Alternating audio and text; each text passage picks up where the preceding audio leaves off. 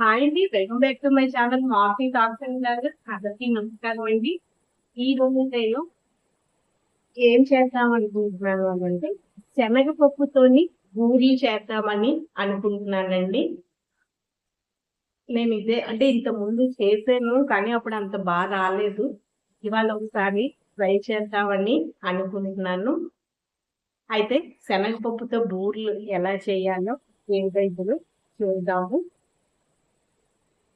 ఇలాగ శ్రావణ మాసం వస్తున్నారు కదండి, 7 వ్రతాలు ఉంటాయి శ్రావణ మాసం అంటే. మరి అంటే పూర్ణాలు అన్నది తప్పకుండా చేసుకుంటారు. మరైతే ఈ శనగపప్పుతో పూర్ణాలు ఎలా చేసుకోవాలో, అదే పూర్ణాలైనా బూరెలైనా ఎలా చేసుకోవాలో ఇప్పుడు తెలుసుకుందాము. చూడండి, ముందుగా బియ్యం అంటే బూరెల తోపుకి 1 గ్లాసుడు బియ్యం. నేను ఇవాళ అయితే ఒక 1/2 కేజీ శనగపప్పుతో బూరెలు చేద్దాం అనుకుంటున్నాను. అందుకు ఈ చిన్న గ్లాస్తో 1 గ్లాసుడు బియ్యం, గ్లాసుడు మినప్పప్పు ఒక 4 గంటలైతే నానబెడుతున్నానండి. అదేవిధంగా శనగపప్పుని కూడా 1/2 కేజీ తీసుకున్నానండి. అంటే ఈ గ్లాస్ 1/2 కేజీ అనమాట. అందుకు 1/2 కేజీ తీసుకున్నాను. మీరు కప్పుతో అయినా 1 కప్పు శనగపప్పు తీసుకుంటే 1 కప్పు బెల్లం ఖచ్చితంగా తీసుకోవాలి. నేను ఈ గ్లాస్తో బెల్లం తీసుకుంటాను. ఈ రెండింటిని శనగపప్పునైతే 1 గంట సేపు నానబెట్టుకోండి. బియ్యం పప్పునైతే 4 గంటలు నానబెట్టుకోండి. నానబెట్టుకున్న తర్వాత అవి నానిపోయిన తర్వాత బాగా కడిగేసుకోవాలి. ఇప్పుడు బెల్లం తరిగేసుకొని ఈ గ్లాసుడు ఏ గ్లాస్తో అయితే శనగపప్పు తీసుకున్నామో ఆ గ్లాస్తోనే గ్లాసుడు బెల్లం తీసుకొని పక్కన పెట్టండి. ఈ నానిపోయిన శనగపప్పు ఉంటుంది కదా, దాన్ని బాగా కడుక్కొని కుక్కర్లోని 4 విజిల్స్ వచ్చేంత వరకు కుక్కర్లోని ఉడికించుకోండి. గ్లాసుడు శనగపప్పు ఉడకడానికి 2 గ్లాసులు నీళ్ళు వేయండి.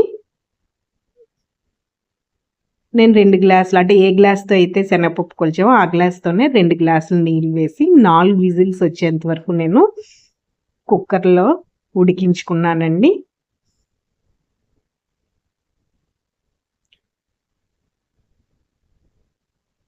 ఇప్పుడు ఈ పప్పు బియ్యాన్ని కూడా బాగా కడిగేసుకోవాలి. ఈలోపు కుక్కర్ కూడా చల్లారిపోతుంది. చూడండి, శనగపప్పు బాగా ఉడికింది. ఈ నీరుని వాడ్చేసుకోవచ్చు, లేదు మీరు సాంబార్ ఏమైనా చారు ఏమైనా పెట్టుకుంటానంటే పెట్టుకోండి, చాలా బాగుంటుంది. చారు అయినా సాంబార్ అయినా రుచిగా ఉంటుంది. ఒక ప్లేట్లోకి ఈ శనగపప్పుని తీసుకొని బాగా చల్లారనివ్వండి. చల్లారిపోయాక మిక్సీ జార్లోని మెత్తగా మిక్సీ చేసుకోండి. ఈ శనగపప్పుని చేసుకొని ఒక గిన్నెలోకి తీసుకోండి. అదేవిధంగా ఈ మినపప్పు బియ్యాన్ని కూడా ఇలా మిక్సీ చేసుకొని ఒక గిన్నెలోకి తీసుకోండి. చూడండి, ఇలా ఉండాలి, కొంచెం థిక్గానే ఉన్నాయండి. ఇప్పుడు గ్లాసుడు బెల్లం తీసుకొని చూడండి, ఈ కొలతతోనే నీళ్ళు కొంచెం 1/2 గ్లాసుకి కొద్దిగా ఎక్కువగా నీళ్ళు వేసుకొని బెల్లాన్ని కరిగించుకోవాలండి. పాకం ఏమీ రాకర్లేదనమాట, బెల్లం బాగా కరిగిపోవాలి. ఒకవేళ బెల్లం పాకంలో ఏమైనా రద్దు ఉంటే ఒకసారి మీరు ఫిల్టర్ చేసుకొని ఇలాచీ వేసుకోండి తగినంత. ఇలాగా బెల్లం అంతా కరిగిపోయాక 2 నిమిషాల తర్వాత కొంచెం ఈ బెల్లం రసాన్ని ఈ బియ్యము పప్పు మిక్సింగ్ ఉంది కదా ఇందులో వేయండి. ఇప్పుడు ఈ రుబ్బు పెట్టుకున్న శనగపప్పు ముద్దని కూడా ఈ బెల్లం పాకంలో వేసి దగ్గరికి అయ్యేంత వరకు స్టవ్ మీదే ఉంచండి.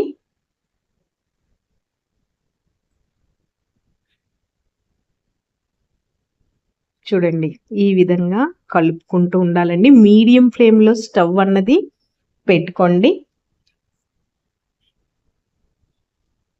శ్రావణ మాసం కదండి, ఎలాగ నోములు వ్రతాలు ఉంటాయి.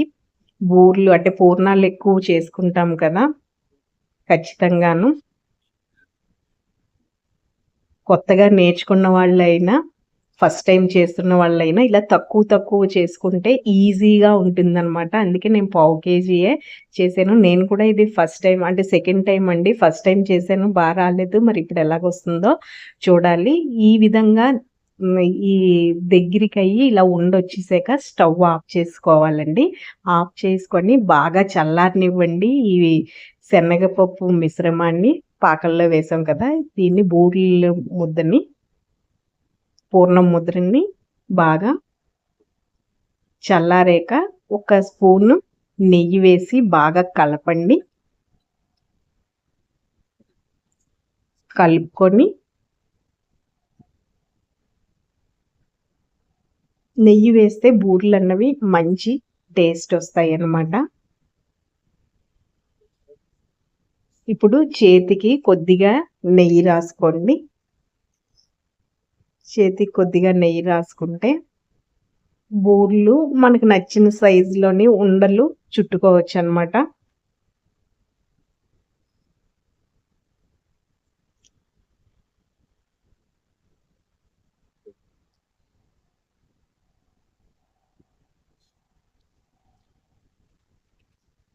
చూడండి ఈ విధంగా నెయ్యి రాసుకొని మనకి నచ్చిన సైజులోని ఈ పూర్ణాన్ని ఉండలుగా చేసుకోవాలి. చేసుకొని పక్కనే ఒక ప్లేట్ పెట్టుకోండి. అందులో పెట్టుకోండి ఆ ఉండల్ని.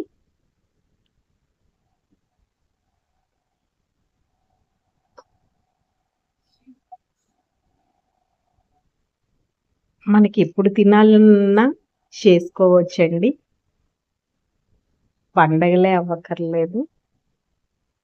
ఈ ఉండలన్నీ చుట్టేసుకున్న తర్వాత డీప్ ఫ్రైకి సరిపోయేంత ఆయిల్ స్టవ్ మీద పెట్టేసుకోండి. మనం పాకం వేసుకున్నాం కదా ఈ బియ్యము మినపప్పు తోపులోని, అందులోని ఈ బూరెల్ని ఒక్కొక్కటిగా వేసుకొని బాగా మరుగుతున్న నూనెలోని వేయించేసుకోవాలండి. అంతేనండి, ఎంతో రుచిగా ఉండే శనగపప్పు పూర్ణాలు బూరెలు రెడీ అయ్యాయి. మంచి కలర్ వచ్చే వరకు వేయించుకోండి. కొద్దిగా వేగాక ఇలాగా అటు ఇటు కదపండి బూరెలని. మనం ఎలాగ పిండి కొంచెం తిక్కుగానే తోపుది కలుపుకున్నాం కాబట్టి ఇంక చీదడం అంటూ ఏమీ ఉండదు. అందులో బెల్లం పాకం వేసాం కాబట్టి మనం తిక్కుగా కలుపుకున్న బెల్లం పాకం వేయంగానే కొంచెం లూజ్ అవుతుంది. చూడండి బూరెలు ఈ కలర్ వచ్చే వరకు వేయించుకోండి. అంతేనండి, గుమగుమలాడే శనగపప్పు పూర్ణాలు రెడీ అయిపోయినట్టే. అయితే ఇప్పుడు మిగతావి కూడా చేసుకుందాము. చూడండి బూరెలన్నీ అయితే చేసేసాను. చూడండి చాలా అంటే చాలా బాగా వచ్చాయి చూడడానికి. మరి దీని రుచి ఎలాగుందో తెలియాలి అంటే ఇప్పుడు మనం ఒక బూరి తిందాము. అయితే ఈ బూరెలోని కొద్దిగా నెయ్యి వేసుకొని తింటే ఆ టేస్టే వేరండి. చాలా అంటే చాలా బాగుంటుంది అనమాట. ఇప్పుడు నేను చేస్తున్నది అదే. కొద్దిగా నెయ్యి వేస్తున్నాను. బూరెలో మధ్యలో ఒక హోల్ పెట్టి అందులోని నెయ్యి వేసుకొని తింటే చాలా అంటే చాలా రుచిగా వచ్చాయి అనమాట. మరి ఇంకెందుకు ఆలస్యం, మీరు కూడా ఇంటి దగ్గర ఒకసారి ట్రై చేయండి. కొత్తగా చేసేవాళ్ళు కొద్దిగా పప్పుతోని ట్రై చేయండి, చక్కగా వస్తాయి. సింపుల్గానే చేసుకోవచ్చు. మరి ఈ వీడియో కానీ మీకు నచ్చితే ప్లీజ్ లైక్ చేయండి, మా ఛానల్ని సబ్స్క్రైబ్ చేసుకోండి. ఓకే, థ్యాంక్ యూ అండి.